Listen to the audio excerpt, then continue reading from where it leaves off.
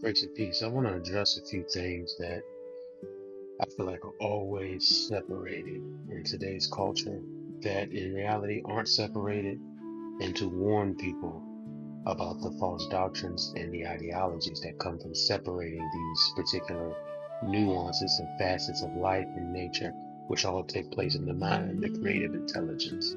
All right, first and the most important is nature and God. Because of the destiny swap of colonialism and because of the four Abrahamic religions, I'm going to indict them today, but it's not specifically them all the time, but in a lot of ways it is. When people think of God, they are not thinking of nature, right? They're thinking of a one being. This is why I have the eye, but they're not thinking of butterflies and ants. And in the order of events, they think God is first, and then there's nature. You hear people say stuff like, "There would be no creation without a creator." No, creation is first. It is. Life itself comes from source and from love and from energy that is contained within itself. There is not a person or a being that made all of life. We are persons and we are beings. And in the order of creation, we are second, third, fourth, and fifth. We're on down the line from all of the things created in the space-time continuum. Secondly, it's feminine and masculine, right? These things work together. The family, the child, the mother, they're together. So when you address these elements or these energies as separate, that is a form of ignorance and it's keeping you from getting the true revelation of what they mean. A lot of what trips people up about experience and logic really comes from the first two. When a woman has awkward thoughts about herself and her nature and the world and God, she usually comes up with these dilapidated thoughts about her experience and her logic. And you'll have people who talk about it a lot, like experience versus logic. They go together and they work hand in hand. All of these things do. Time, space, and causality, right? These are one unit of things that work together in principle and in love and in sequence. When I say love, I'm talking about the giving of which nature and how it presents itself. It shows itself with these giving edifices of time and space and change. They work together, body and mind. Now, why this is so important is you have many people who get into certain forms of practice and they'll practice mindfulness, but they'll separate it from the body. A great example is like a fat ass pastor, right? People are discussing spiritual things, quote unquote, day and night, and then they don't control what they eat or they don't control their exercise, right? What's happening is you're in a duality of looking at some form of notion of God and how it could be separate from the truth that exists within the body. That's stupid as hell. Don't do that. Spiritual law and natural law.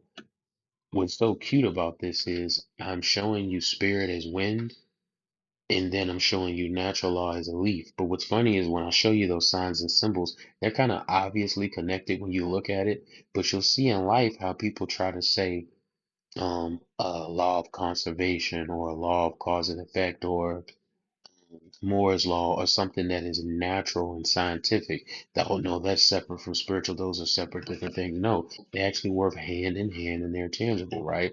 The law of light is a spiritual law and it is a natural law that you could use a unit of measurement and observe in nature. Technology and metaphysics. Okay, so I have this on the list and I think this is important because I'm starting to see a lot of people who think because of their spiritual depth that having a negative attitude towards technology is some form of spirituality. No, it's a form of cognitive dissonance in you not knowing how to engage with the observable world.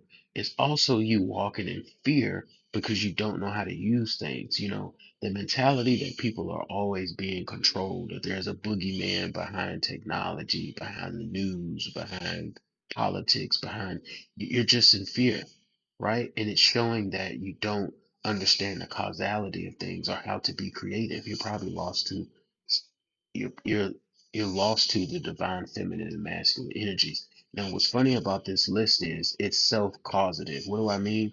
If you understood the first principle and the second principle, it leads you into the other principles. So some of this stuff is you're really just lost up shit's creek. And that's what I want a lot of young people to understand. When you hear older people say the shit that they say about a lot of stuff, it's just because they're lost to the most basic principles, but it has nothing to do with the reality of what's going on.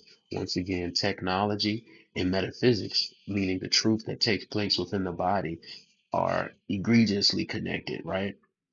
Revelation, sign, and symbol, right? So when you think of a cross, or when you think of blood, or when you think of water, or the Great Mother, all right? Whenever there's a teaching going on, there's some type of sign or symbol that people use to deduce revelation. Now, one, I want you to understand that signs and symbols in Revelation all go together. So when you see a moon, right, the moon is a natural phenomenon. But the moon is also a sign and symbol that leads to a indicative proxy of revelation.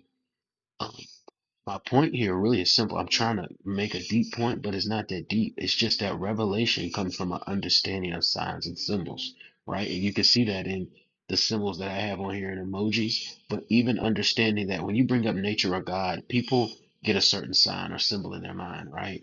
Femininity, masculine. Sometimes when you talk about God, people think about everything in life and the womb of life and that which is mystical and true and beautiful. Some people just think of Jesus, right? Because that's the sign and symbol that they see in their creative imagination. All right, now creation and mother. When you think about in the beginning, God created the heavens and the earth, a lot of people think of a him or they think of some creator guy.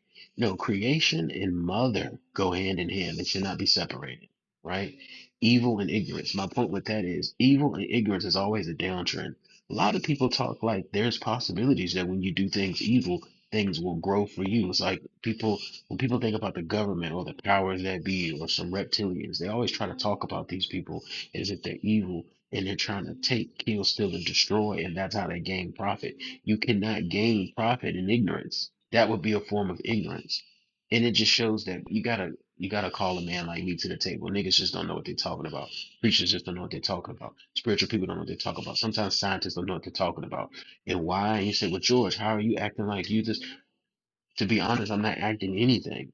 I have a duty as a health and wellness subject matter expert to know the basics of life. I help people with the basics.